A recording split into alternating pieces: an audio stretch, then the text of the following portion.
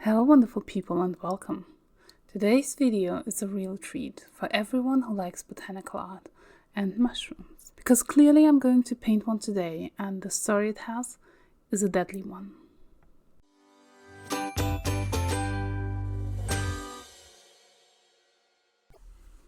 The mushroom you see me paint has a long history and is well known. In German we call it the grüner Knollenblätterpilz, which sounds way more harmless than how it's known to English speakers, the death cap. Way more dangerous, right? Let me tell you about the collab first. It was an idea born in the moment and from the excitement to work with other artists on one subject and interpret it however it fits. A few months ago, we got together and painted botanical art, and then again for Halloween. But this time, we were inspired by mushrooms and all the possibilities to portray them. Imagine we can go into botanical art, view them from different perspectives, and even create fantasy characters based on them. The interpretation is open to anything. Other artists in the collab are Diana, who makes wonderful videos about her art and process, often based in a fantasy setting, and Lee, who paints amazing realistic botanical paintings. Another member in the collab is the Monkeys, who shares her art with us on Discord and maybe Instagram. All the links are down below in the description box, and if you're interested to join in and paint with us or maybe just nerd around about art, you're welcome to Discord too. I highly recommend to look into the videos of the others, because they're amazing artists with wonderful styles. My style is probably known to you, and you can see it evolving literally at this moment in the painting. But what led me to paint this exact mushroom is a full story. I was actually inspired by the news. Yes, the news. The death cap has a much more harmless name in German and is still known as a mushroom that should not be eaten. Apparently there are people who go foraging mushrooms in Germany and don't know them well. So about the time when we decided to work together, there were news about the whole family being treated. Several members of the family had to have liver transplants because of liver failure after consuming the death cap. That's actually what this mushroom does. Even small amounts lead to liver failure and are deadly when untreated. As far as I know, the family made it, or is still in hospital. Only one of the kids didn't have to have a transplant, so it's risky. And even small amounts of this mushroom that are consumed can lead to liver failure. But not only in modern times the danger of the death cap is known to people.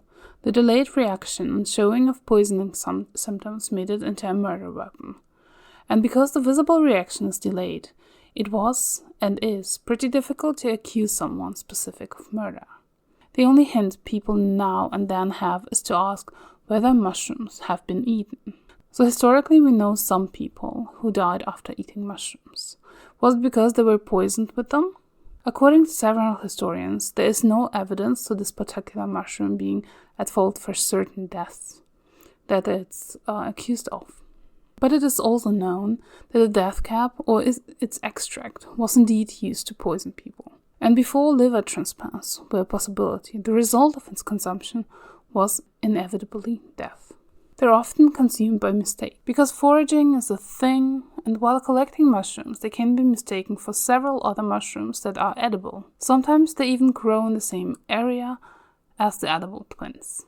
I myself don't go looking for mushrooms, because I don't know enough and don't want to poison myself by accident. The death cap also has a different look depending on the life stadium, and can be mistaken for several other kinds. The confusion with edible ones explains why it still can happen that the death cap are consumed. So be careful and get your mushrooms from sources you know are safe. In case you are someone who goes forage for mushrooms, I hope you know the kinds that are safe to eat. Finally, I have been foraging for wild garlic with friends before, which also can be mistaken for a poisonous plant, the lily of the valley. And while those are very pretty, they're poisonous upon consumption as well. Those even made it into Breaking Bad.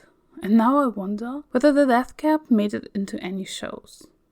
Anyway, to hear that there are still several cases annually in Germany that get poisoned by this mushroom confused me, because it wasn't on my mind at all.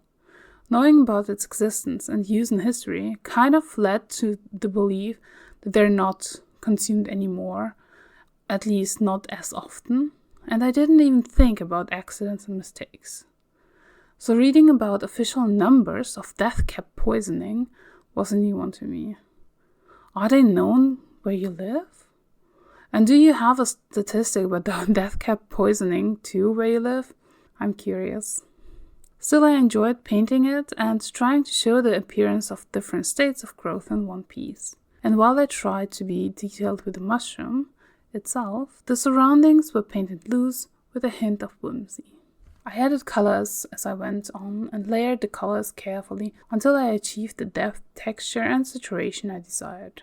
Green gold was how I got that wonderful glow, by the way. It was wonderful to get together with my artist friends again to paint something wonderful that we are passionate about and include something that I learned just recently. What are you passionate about, and do you have a favorite mushroom? Let me know in the comments. Don't forget to take a look at the videos of the others, which are linked down below in the description box. Have a wonderful day, everyone, and I hope to see you soon. Bye.